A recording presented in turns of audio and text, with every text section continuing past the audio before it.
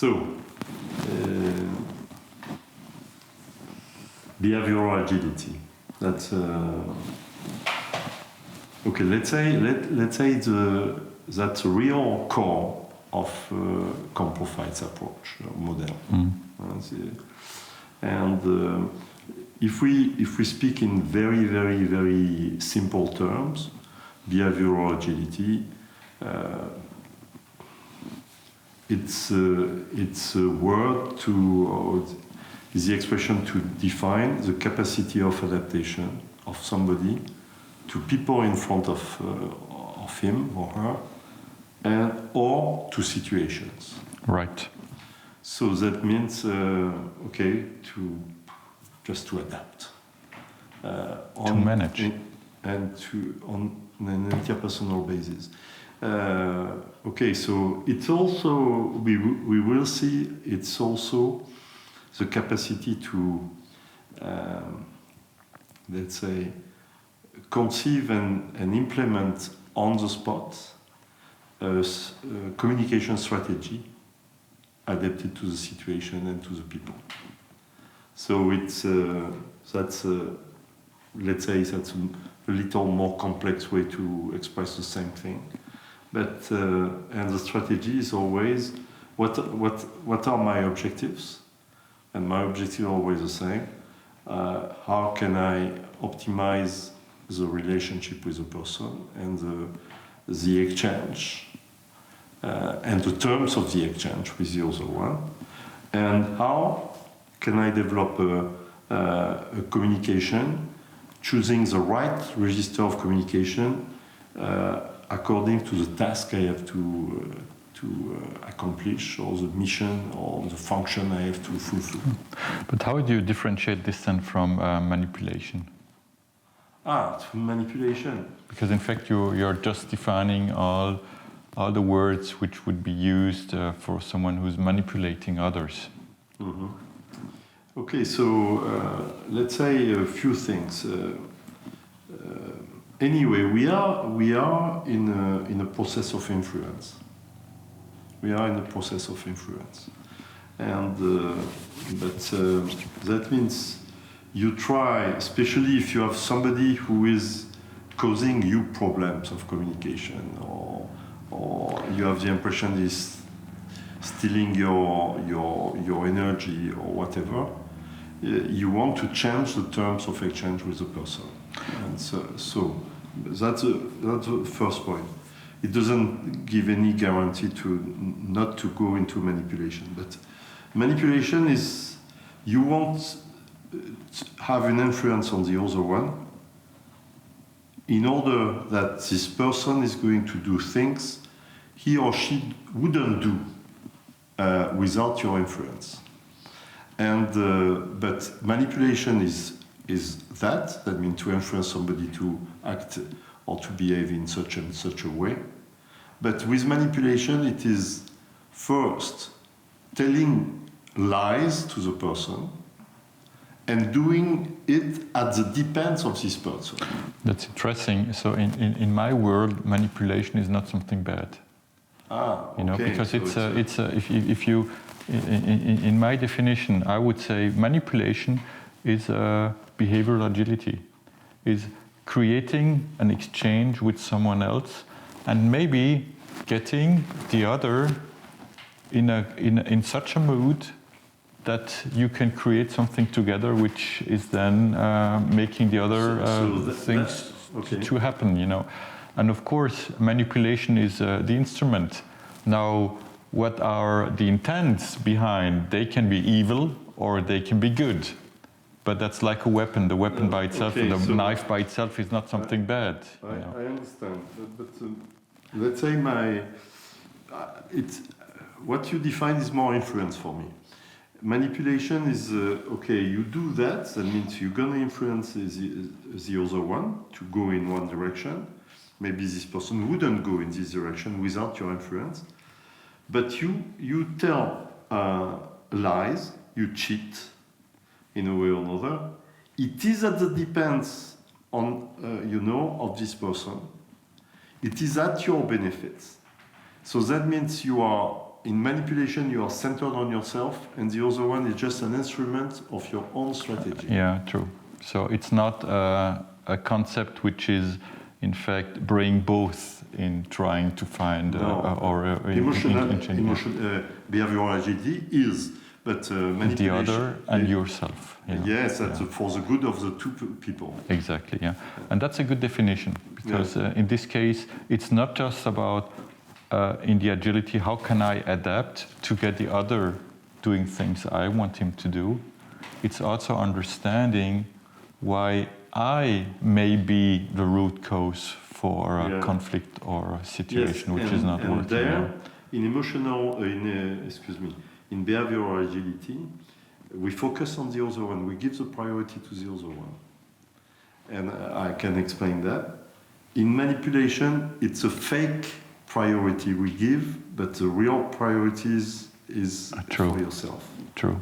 That's manipulation. So that's why we are cheating with with a relationship, making the other one believe something which is not true. Because it's just a fake. Because it's fake. A fake relation you're fake just creating. Relationship, and we are self-centered. Yes. I think the self-centered topic is the important one. Are you self-centered and using tools to get the others, manipulating the others? Are you focused on the other and do you try to understand where he is, and out of that creating a relation to the other? And you make him believe that he is or she is important for you, and in fact you are the only one important for yourself. Yeah, that's a good explanation in difference. If we enter into, finally we are entering already into more precise things or explanations. To understand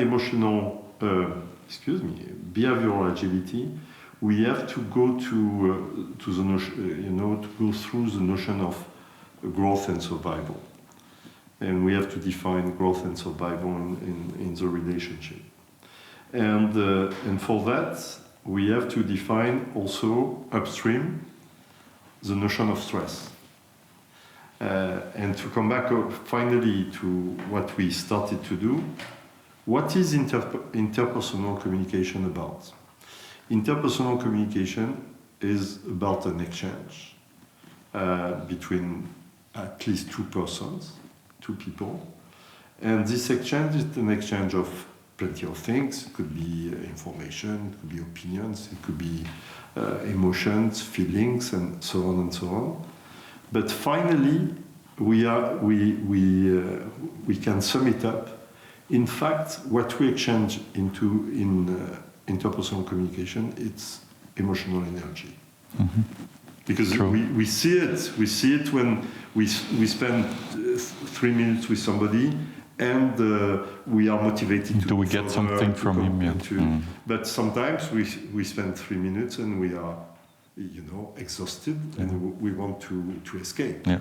And so that means either the level of energy increase in ourselves, or it's decreasing. Yeah. Decreasing, and sometimes it decreases in a tremendous way. We have the impression not to have energy anymore.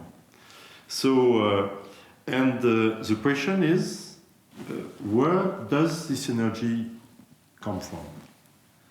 And so the energy, finally, the energy comes from the satisfaction or the dissatisfaction of our psychological needs. Mm-hmm. And that's the key point.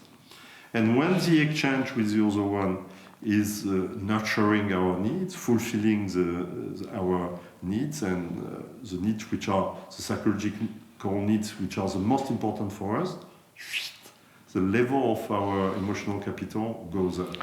But in fact, that means that if you have a good balance inside of you, if you are in your well balanced, and that someone cannot take very fast your energy away, you have a good skill in adapting on others. It's an absolute necessity. Yeah. Absolute necessity. And the more you're dependent from the others, the bigger. That's okay. So finally, in this in this situation where we exchange energy, sometimes we go under stress. And what is it to go under stress?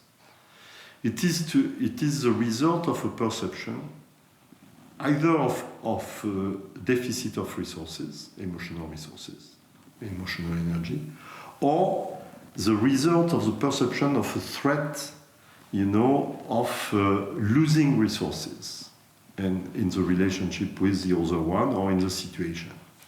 And finally, we have two ways of coping with the situation of stress. Stress is is a result of a deficit of energy or the result of a perception of threat of energy. We have two ways. One is automatic, and we are not aware of it. We get aware of it when we behave.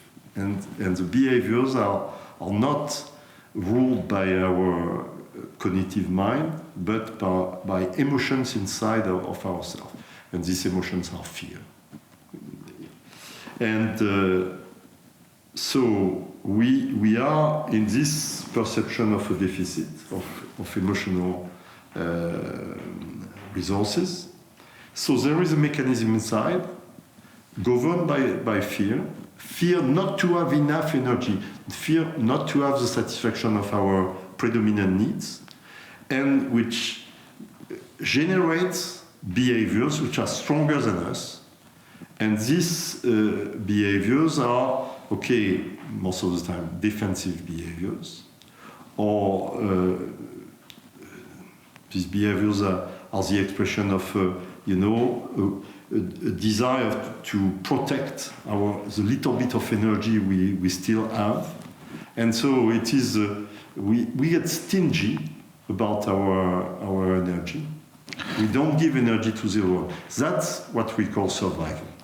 But in fact, you're saying, let's not make yourself dependable from the other. And so that's the key point of growth. In growth, you are able to mobilize energy, to be aware of you can lose resources, emotional energy in the exchange with another person or a group of persons or in a situation. You are aware of that. But you make a bet. And the bet is, I'm going to invest energy because I think that I am going to have a positive It's a give and return. take. Yeah, it's a give and take. So you give to take. I give to take, but in fact, I'm not going to take at the expense of the other one. I'm going because it's a win-win. In giving, in giving, you will get something back. To come back to your point, it is very, very important when I mobilize my energy that I don't depend on the exchange with the other one to ensure my balance. If your energy is already full. For me, it is. We can speak in terms of, capital of energy. But at the same time, I think it's not that we have more energy when we are in growth. It is we are able to mobilize our energy. Even if we didn't sleep last night, we have plenty of troubles and problems. Are we able to mobilize our energy or not? And that makes a difference. So a relational agility, being able, means at the end of the day, you are able to understand the threats of the others. Yeah. You're able to understand the fears or even the needs, let's say the needs of the others. Yes. And out of that, you're able to give them what they need. And you give to this person. You make the bet, which is the following. You give the priority to this person. You are going to give energy to this person, which is in need. This person is lacking energy. But you give energy to this person. This person is stealing your energy at the moment. But the only way which is very productive is to give to the thieves. If you don't give to the thief is going to steal from you much more than then you are going to give him, according to your will to give. And so you give to the thief, and giving to the thief, most of the time, the thief doesn't have to steal your energy anymore. And so, and even maybe the thief is going to feel better and to recover enough energy to go out of survival and to manage stress. And so, and most of the time, this person is going to give you energy back. So everybody is winning in a way. In fact, what you're saying is a concept of the gurus, so Mahatma Gandhi or whatever. So being in your equilibrium is the fundamental of being able to enter in a good relationship with others. Yes. If you're not in your balance, yes, you cannot help others. Yeah, and also other principle I think these people demonstrated in their life. The source of what you get, the energy you get, is to give energy. Yeah. That means there is I don't know. I know you have a French and German culture at the same time. I'm sure you remember l'Abbé Pierre. L'Abbé Pierre. And l'Abbé Pierre, when I was, I don't know, something like 13, 14, and he was speaking on the radio one day. And he said something I didn't understand at this time. But it was so mysterious for me that I kept this sentence in my mind, all my life. And it's much later that I understood the power of the sentence. He said the following. He said, because he organized, les chiffonniers d'Emmaüs, a community of people, homeless, criminals sometimes, people with nothing. And the journalist asked him, but what is your goal? And l'Abbé Pierre said, I take people who lost everything. They have nothing. They are lost and they don't have anything anymore. And to these people who have nothing, I just tell them one thing: give to the other one. So that means, and of course I was 13, I did not understand. If they don't have anything, how can they give to the other one? That's crazy. And in fact, it is in giving, that means generosity, altruism, which is the real root of behavioral agility, because that in giving energy to the other one, you make the other one go out of survival, and the exchange is going to be productive with you. That means your capital, your emotional capital, the energy you have is going to be increased by the fact you give to the other one. But in fact, coming back, the fundamental is to be in balance. If you're not in balance, nothing will work, because then you're more reacting on others than being in your middle. And the second thing is, once you're in balance with yourself, the next step to adapt, to create relations with others, to create something out of it, is to give. I'm a little suspicious about this way of I don't say it is wrong, but I am suspicious about it. I tell you why. Because very often in all approaches of personal development, people are speaking about, okay, you are going to develop yourself. But it can be a selfish concept of being in balance. It can be a very selfish concept. Yeah. And so maybe you are not in balance, but you are able to mobilize your energy. Yeah. And you are able to mobilize your energy. Maybe you are sick. Maybe you didn't sleep last night. Maybe you have problems with in family or whatever, and at work and all that. But so that means you are missing energy. But at the same time, you are able to mobilize your energy, and all of a sudden you are rich. True, but balance doesn't mean I'm fully in my middle. No, balance means that you are able to disconnect your own needs from others. Exactly. That you are with yourself halfway okay. You can not detach, but dissociate. Dissociate. Dissociate from your emotion and your needs. Exactly. To focus on the emotion and the need of the other one. Exactly. Yeah, and that's the idea. Gives your power. That's incredible, let's say, freedom.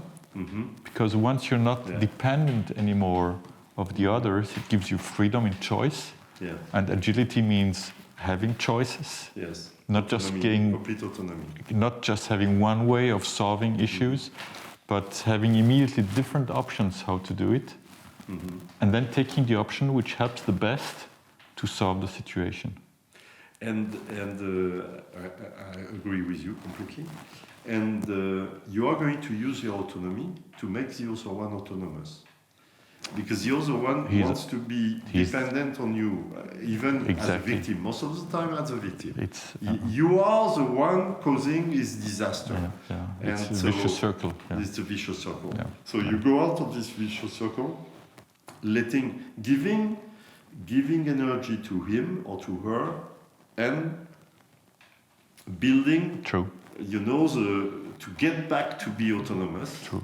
And if they decide to give you something back, some energy back, it is good. If they don't decide, it doesn't make any difference because you are able to mobilize your energy. You don't need the energy of this person to stay in growth. I think that's a nice explanation. Yeah. So it's it gives also what are the pillars of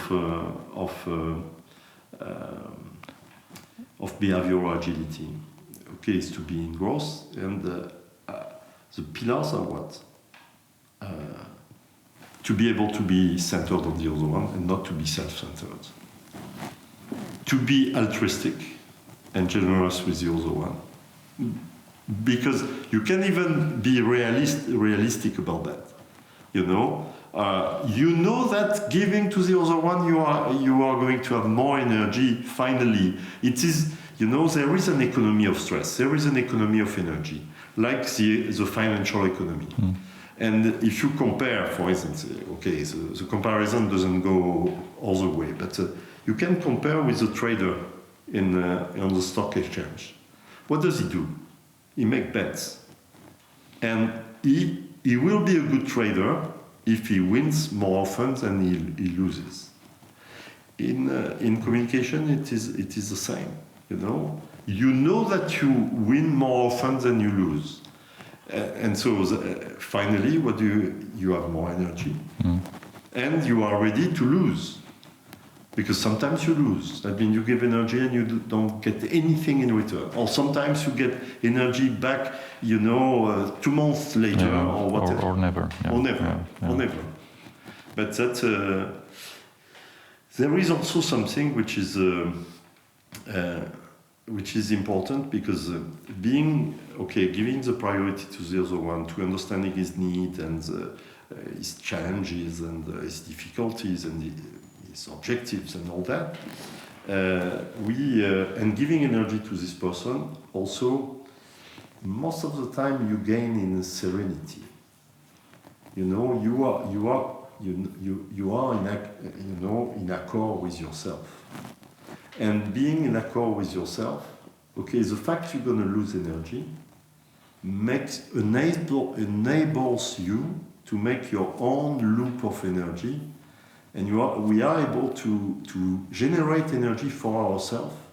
Why? Because we have the impression we did what we had to do. If you do something which you are thinking it's good and helps, it always generates energy. Yeah. And sometimes, nowadays, we very often, most of the people are going to be in front of, people of their family, much older, still in health not to die, but not able to do anything by themselves. Mm. And so what do? We know these people need our energy, and we know that even if we give them a lot of energy, they are not able to give energy back in return. But why do we do that? Because we love them, okay? And we are in accord with ourselves. That's a psychological cycle which works with everyone who has the need of helping. Yeah. Someone who helps is getting something back out of helping. And we get satisfaction of our exactly. by helping the other one. So that's okay. So that big part of the of behavioral agility. Yeah. And the concept we're helping has also this trap, because in a moment you want to get something back from helping, it's getting dysfunctional. It's getting dysfunctional. Yeah. You know you are going to lose. Yeah. You know you are going to lose. Either you lose because the other one sees that it is important for you to get important for you, and maybe it's a manipulation. Yes. And also because anyway you are going to be disappointed. Yeah. So you're going to lose. So always when you have an expectation of getting a gratitude Yeah.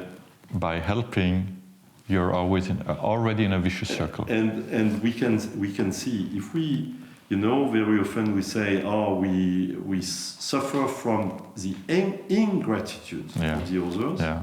We put ourselves in a victim state. Exactly. Yeah. And so that's a sign of survival. Mm-hmm. True. That's a sign of survival. We are already in survival. Yeah. We do it, huh? We do it. Huh? We all do it. But it's a sign of survival. After there is also aspect to behavioral agility, which is to choose the right register of communication in front of a situation, a task we have to do, or people we have in front of us. And so, for instance, if we do things very simple, like let's imagine we say hello to each other.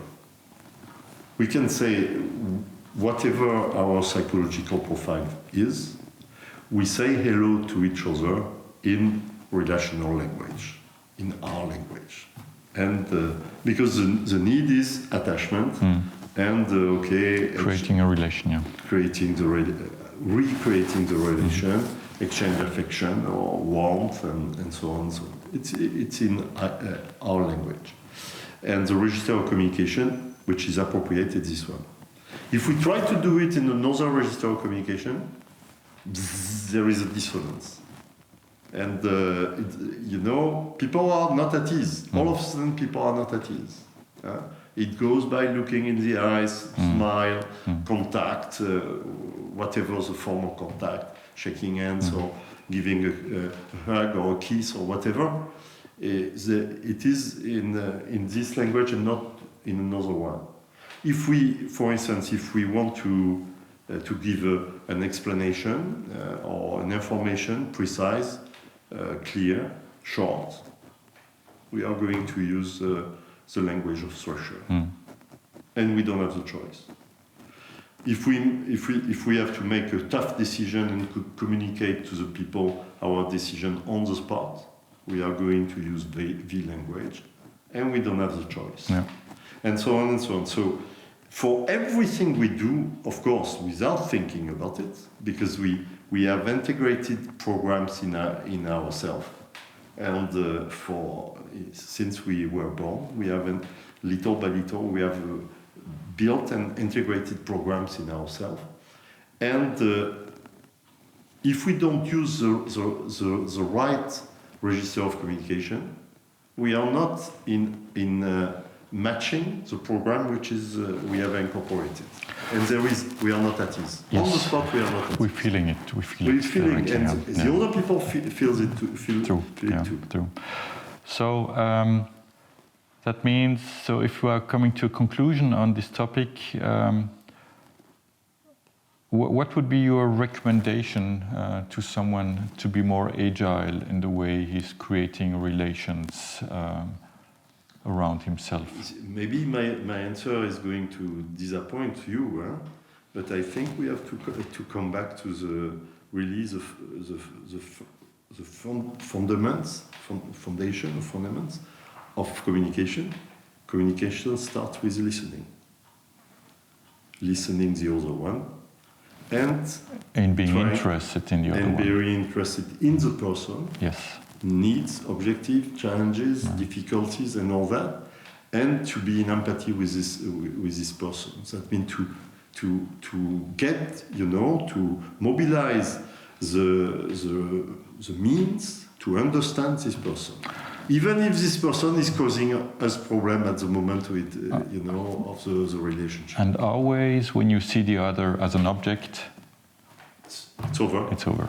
Yeah. And if you center on yourself, it's over. It's over. It's over. It's always the same. Thank you, Robert. Thank you.